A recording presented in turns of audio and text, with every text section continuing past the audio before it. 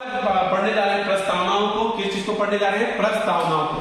प्रस्तावनाओं को सबसे पहले अगर हम बात करते हैं कि प्रस्तावनाओं को सबसे पहले कब इंट्रोड्यूस किया गया था, तो देखिए आप लोगों को मैंने पढ़ा रखा है 13 दिसंबर। कब? 13 दिसंबर 1946 में उद्देशिका प्रस्ताव के नाम से जवाहरलाल नेहरू ने इसको संविधान सभा के सामने क्या किया था? प्रस्तुत किया था उद्देशिका प्रस्ताव के नाम से। किस नाम से? उद्देशिका प्रस्ताव के नाम से। उद्देशिका प्रस्ताव के नाम से इसको इंट्रोड्यूस किया गया था संविधान सभा में 13 दिसंबर 1946 को। किसके द्वारा इसको प्रस्तावित किया गया था? जवाहरलाल नेहरू जी के द्वारा इसको इंट्रोड्यूस किया गया था। और जवाहरलाल नेहरू ने इस उद्देशिका प्रस्ताव में कहीं ना कहीं हमारा संविधान कैसा रहेगा, संविधान का उद्देश्य कैसा होने वाला है, इस चीज का जिक्र किया गया है। किस चीज का जिक्र किया गया है? कि हमारा संविधान का उद्देश्य क्या है, हमारा संविधान जो हम लोग बनाने वाले हैं उसमें क्या क्या चीजों पे विशेष ध्यान रखना है, उसका उद्देश्य क्या है, इसी को उद्देशिका प्रस्ताव में क्या किया गया था? प्रस्तुत किया गया था 13 दिसंबर 1946 को। उद्देशिका प्रस्ताव को किसके माध्यम से? जवाहरलाल नेहरू जी के द्वारा इसको क्या किया गया था? इंट्रोड्यूस किया गया था। अब हम बात करते हैं कि हमारा जो प्रस्तावना प्रस्तुत किया गया था, प्रस्तावना जब बनकर तैयार हुआ था, तो प्रस्तावनाओं में 5-6 चीजों का जिक्र किया जाएगा कि भारत की प्रकृति कैसी होगी, भारत में किस प्रकार का न्याय होगा, भारत में किस प्रकार की स्वतंत्रता होगी, भारत में किस प्रकार की समता होगी और देश का क्या रूप होगा। ये मेन हमारे प्रस्तावना का मूल आप बोल सकते हो ढांचा या सीढ़ी था, जिसको जवाहरलाल नेहरू जी ने उद्देशिका प्रस्ताव में क्या किया था? व्यक्त किया था। तो इसमें सबसे पहले जवाहरलाल नेहरू जी ने भारत की प्रकृति में बताया था कि भारत हमारा कैसा होगा, तो भारत हमारा संपूर्ण प्रभुत्व संपन्न होगा। प्रभुत्व संपन्न का मतलब यहां पे समझ लीजिए, या संप्रभुता का मतलब यहां पे समझ लीजिए। संप्रभुता का मतलब होता है कि हमारे ऊपर और कोई नहीं है, हमारा आंतरिक मामला हो या बाहरी मामला हो, हम उस मामला को करने के लिए स्वतंत्र हैं। इसका मतलब होता है संपूर्ण प्रभुत्व संपन्न, यानी कि हमारे ऊपर किसी देश का कोई भी किसी तरह से क्या नहीं है, जबरदस्ती नहीं है, वो हमको नहीं चला रहे। हमारा देश स्वतंत्र है, हमारे देश के लोग हमारे देश को चला रहे हैं। इसका मतलब हुआ संपूर्ण प्रभुत्व संपन्न, मतलब हमारे देश के ऊपर किसी बाहरी लोगों का हस्तक्षेप नहीं है।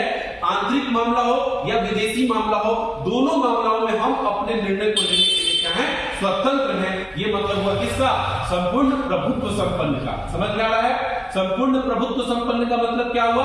आपके ऊपर कोई और शक्ति नहीं है, यानी कि देश का आंतरिक मामला हो या देश का बाहरी मामला हो, आप देश के अंदर के लोग ही इस चीज को डिसाइड करेंगे, कोई बाहरी आके नहीं करेगा। जैसे कि पहले हमारे ऊपर अंग्रेज शासन कर रहा था, तो हम लोग उसमें संपूर्ण प्रभुत्व संपन्न नहीं थे। समझ में आ रहा है? क्योंकि हमारा निर्णय कौन ले रहा है? बाहरी व्यक्ति ले रहा है, अंग्रेज सब ले रहा है। बाद में जब हमारा देश स्वतंत्र होगा, संविधान बनेगा, तो उसमें ये चीज को व्यक्त किया गया था। अब आते हैं धर्मनिरपेक्ष। हमारे यहाँ सारे धर्म की छूट है, हमारे यहाँ सब धर्म के मानने वालों को क्या दिया गया है? उनकी विश्वास को हमारे यहाँ दिया गया है कि भाई आप किसी भी धर्म को मान सकते हैं, किसी भी सरकार के पास ये शक्ति नहीं है कि आप बात कर दें कि आपको हिंदू ही धर्म मानना है, आपको मुसलमान वाला ही धर्म मानना है, आपको सिख का ही मानना है। यहाँ पे सभी धर्म को सामान्य वेटेज दिया गया है। सभी धर्म के लोग क्या है? यहाँ पे सुरक्षित हैं। सभी धर्म के लोगों को अपने धर्म की उपासना करने की स्वतंत्रता है। धर्मनिरपेक्ष का मतलब ये होता है। और इस धर्मनिरपेक्ष शब्द को 42वें संविधान संशोधन 1976 में जोड़ा गया था। कब? जब इमरजेंसी लगाई थी इंदिरा गांधी जी, तो इंदिरा गांधी अब अपनी इमरजेंसी को बहुत ज्यादा इनका थूथू होने लगा था, तो इन्होंने बोला था कि नहीं, हम भारत को इस तरह से देखते हैं और देखिए इसके लिए हम इसको प्रीएम्बल में ऐड कर रहे हैं। अब ये बताएंगे इसके लिए कुछ केसेस हुआ था, उस केसेस के बारे में हम लोग पढ़ेंगे। उसके बाद हमारा भारत का प्रकृति कैसा है? लोकतांत्रिक है। लोकतांत्रिक मतलब यहाँ पे तानाशाह का शासन नहीं कि जो एक बार प्रधानमंत्री बन गया या जो एक बार राष्ट्रपति बन गया वो आजीवन बनेगा। जैसे कि आप देख लीजिए चीन क्या किया हुआ है? आजीवन वहां का राष्ट्रपति कौन रहेगा? शी जिनपिंग रहेगा। लेकिन हमारे यहाँ लोगों का तंत्र है, जनता का, जनता के लिए, जनता द्वारा चुना गया सरकार होता है। जनता का, जनता के लिए, जनता द्वारा चुना गया सरकार है। यानी कि हमारी प्रकृति कैसी है? लोकतांत्रिक है, लोगों का तंत्र है। हम जिसको चाहेंगे उसी को सरकार में बिठा सकते हैं। समझ में आ रहा है ना? ये लोकतांत्रिक का मतलब हुआ। अब आ जाता है गणराज्य। गणराज्य का बहुत इंपॉर्टेंट रोल होता है। हम लोकतांत्रिक तो हैं, लोकतांत्रिक भी दो तरीके से हो सकता है, एक राजतंत्र होता है और एक गणतंत्र होता है। लोकतांत्रिक दो तरीके से होता है। मैं यहां पे जरा सा इसको मिटाने का कोशिश करूंगा। लोकतंत्र दो तरह से होता है, एक होता है आपका राजतंत्र और एक होता है आपका गणतंत्र। गणतंत्र, अब देखिए ब्रिटेन जो है एक लोकतंत्र देश है, लेकिन वहां पे गणतंत्र नहीं है, वहां पे राजतंत्र है। वो लोकतंत्र होते हुए भी वहां पे राजतंत्र है। मतलब वहां का जो प्रमुख होता है वो वहां का जो प्रमुख होता है राजतंत्र होता है, राजा का वंशानुगत पीढ़ी चलता है। आप पढ़े हो ना, एलिजाबेथ प्रथम, एलिजाबेथ द्वितीय, महाराजा, किंग्स कोर्ट, ये सब पढ़े हो ना आप लोग। तो ये वो राजतंत्र हुआ कि वहां का जो राजा या प्रमुख होगा वो वंशानुगत होगा, या किसी वंश का ही या किसी राजा रानी का ही व्यक्ति उसमें प्रमुख बन सकता है। लेकिन हमारे यहाँ गणतंत्र का मतलब क्या हुआ, हमारे यहाँ हमारे भारत का प्रमुख जो होगा वो भी चुन के आएगा, या तो प्रत्यक्ष तरीके से या तो अप्रत्यक्ष तरीके से। हमारे यहाँ राष्ट्रपति चुन के आते हैं अप्रत्यक्ष तरीके से, हम लोग नहीं चुनते राष्ट्रपति को, हम लोग जिसको चुन के भेजे हैं एमपी एमएलए वो चुनते हैं किसको, राष्ट्रपति को। तो हम लोग यहाँ अप्रत्यक्ष तरीके से एक निश्चित समय के लिए अप्रत्यक्ष तरीके से किसी व्यक्ति को चुन के हम लोग अपने भारत का प्रमुख बना रहे हैं। भारत का प्रमुख सदैव कौन होता है, राष्ट्रपति होता है। तो हमारे यहाँ प्रमुख भी है जो वो चुन के जा रहा है, या तो प्रत्यक्ष तरीके से या तो अप्रत्यक्ष तरीके से। समझ में आ रहा है, समझ में आ रहा है। तो गणतंत्र का मतलब क्या होता है, यहाँ का जो प्रमुख होगा वो भी चुन के आएगा, या तो प्रत्यक्ष या तो हम लोग के द्वारा सीधे सीधे, या तो अप्रत्यक्ष, हम लोग जिसको चुन के भेजे वो चुनता। तो हमारे यहाँ राष्ट्रपति को कैसे चुना जाता है, हम लोग जिनको चुन के भेजते हैं, मतलब एमपीज एमएलए वो लोगों को चुनते हैं। समझ में आ रहा है। तो हम लोग यहाँ पे गणतंत्र है, हमारा कैसा है, गणतंत्रात्मक है। हम लोग लोकतंत्र में भी कैसे हैं, गणतंत्र है, ना कि राजतंत्र है। समझ में आ रहा है। ब्रिटेन राजतंत्र है, वहां का प्रमुख हमेशा राजा महाराजा लोग रहता है, राजा रानी महारानी लोग होती है। समझ में आ रहा है। लोकतंत्र भी दो तरह का होता है, यानी कि लोकतांत्रिक तो है ही, लोकतांत्रिक में हम कैसे हैं, गणतांत्रिक। समझ में आ रहा है, एकदम अच्छे से समझ में आ रहा है। अब आ जाइए समाजवादी। समाजवादी का मतलब क्या होता है, समाजवादी दो तरह से होता है, समाजवाद दो तरह का होता है। लोकतांत्रिक समाजवाद होता है और साम्यवादी समाजवाद होता है। क्या होता है, लोकतांत्रिक समाजवाद होता है, लोकतांत्रिक तांत्रिक और कैसा होता है, साम्यवादी।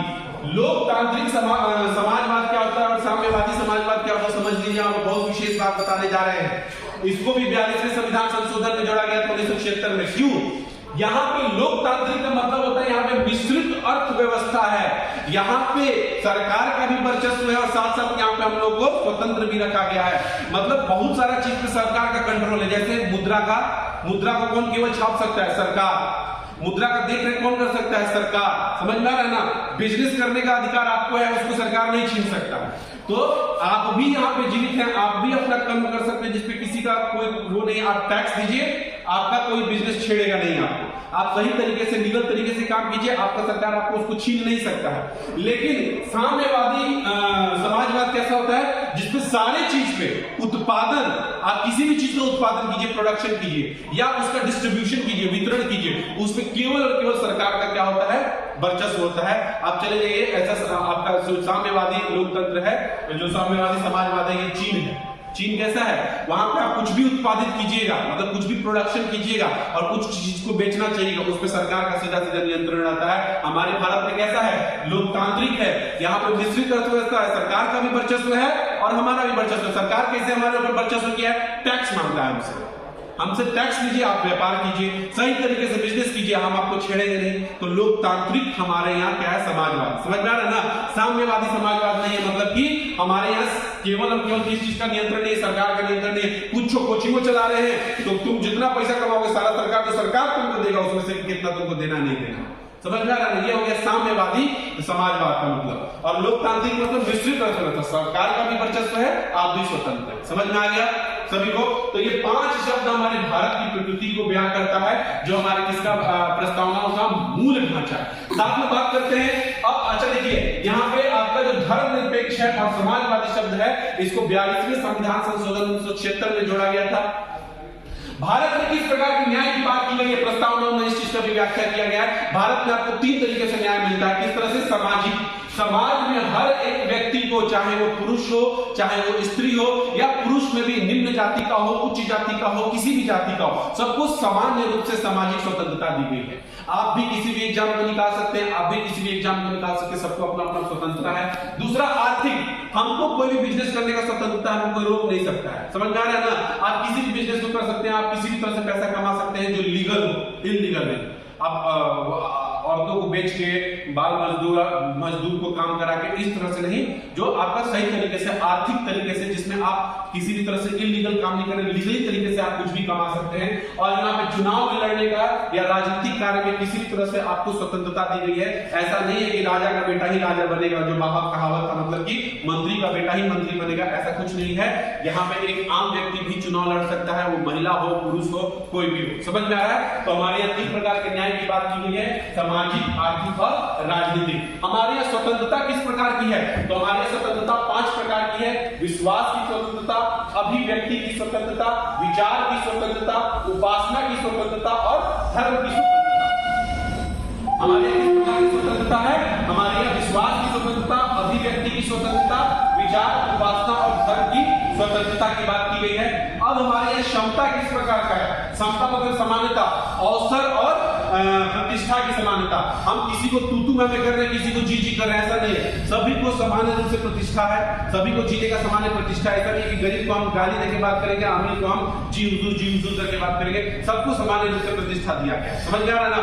अवसर की क्षमता, सभी को समान रूप से एसएससी का एग्जाम हो, यूपीएससी का एग्जाम हो, बीपीएससी का एग्जाम हो, सबको एग्जाम में बैठने का अधिकार है। किसी को आप अवसर से नहीं छीन सकते हैं। समझ में आ रहा है ना? ये हमारी क्षमता की बात की गई है। अब बात करते हैं देश का रूप कैसा होगा? तो देश हमारा एकता और अखंडता का बात किया है। मतलब देश को आप तोड़ नहीं सकते हैं। हम में एकता है और हमारे में अखंडता है। ये अखंडता शब्द को भी 42वें संविधान संशोधन 1976 में जोड़ा गया था। हमारा देश कैसा है? एकता वाला है। हम सब लोग एक हैं। जब जरूरत पड़ेगा तो सारा राज्य मिलकर भारत की सुरक्षा करेगा। सारा राज्य मतलब सारे देश के लोग, उसके अखंड, हम लोग इंटीग्रेटेड हैं। हम लोग कैसे हैं? इंटीग्रेटेड हैं। भले राज्य अलग अलग बटा है, लेकिन हम लोग आज भी करते हैं, हम भारत के लोग। कभी हम लोग ये नहीं कहते हम बिहार के लोग, हम यूपी वाले लोग, हम महाराष्ट्र वाले लोग, कभी नहीं कहा जाता है। तो हमारे देश का रूप कैसा है? एकता और अखंडता को प्रदर्शित करता है। साथ ही साथ सारे व्यक्तियों में गरिमा, सबका अपना अपना गरिमा है। और बंधुत्व की भावनाओं का क्या किया गया है? जिक्र किया गया है। किसमें? हमारे प्रस्तावनाओं में। तो प्रस्तावनाओं को भारत की प्रकृति इसमें बताया गया। प्रस्तावनाओं में भारत में न्याय किस प्रकार का है बताया गया है, भारत में किस प्रकार की स्वतंत्रता है बताया गया है, भारत में किस प्रकार की क्षमता है बताया गया है, भारत का रूप किस प्रकार का है ये बताया गया है। ये हमारी प्रस्तावनाओं का क्या है? मूल ढांचा है, जिसको परिवर्तित नहीं किया जा सकता है। और इसके लिए 3 केसेस हुए थे। पहला केस हुआ था कि क्या प्रस्तावना संविधान का भाग है? तो बेरूबड़ी मामला हुआ था। 3 केस हुआ था। बेरूबड़ी मामला, गोलकनाथ मामला और केशवानंद भारती मामला।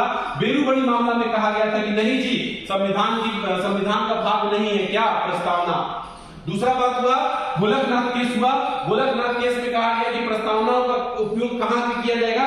जहां पे संविधान में कोई चीज अस्पष्ट है, अस्पष्टता को जाहिर करने के लिए केवल संविधान में प्रस्तावना का उपयोग किया जाएगा। लेकिन केशवानंद भारती केस जो 1973 में हुआ था, ये बहुत ही ज्यादा माइलस्टोन साबित हुआ था। और इसमें कहा गया कि नहीं साहब, प्रस्तावना संविधान का भाग है और प्रस्तावना में संविधान में संशोधन किया जा सकता है, लेकिन मूल ढांचा का संविधान में संशोधन नहीं किया जा सकता है। किसका नहीं संशोधन किया जा सकता है? मूल ढांचा का संशोधन नहीं किया जा सकता है। मूल ढांचा में भारत की प्रकृति, भारत में न्याय, भारत में स्वतंत्रता, भारत में समता, ये शब्द चीज क्या है? प्रयुक्त है। इसलिए इन चीजों में आप नहीं किसी भी तरह से संशोधन कर सकते। बाकी चीजों में आप संशोधन कर सकते हैं, जोड़ सकते हैं, घटा सकते हैं। और इसी को देख के इंदिरा गांधी ने 42वां संविधान संशोधन 1976 लाया था और उसके बाद धर्मनिरपेक्ष, समाजवादी और अखंडता शब्द को जोड़ा था। हालांकि धर्मनिरपेक्ष और जो आपका समाजवादी शब्द है, ये हमारे पहले से डीपीएसपी का पार्ट था, लेकिन ये अस्पष्टता को स्पष्ट तौर पर दिखाने के लिए इसको इसमें जोड़ दिया गया था संविधान की प्रस्तावनाओं में। तो ये आपका है संविधान की प्रस्तावनाओं का। बोलो सरस्वती माता की जय।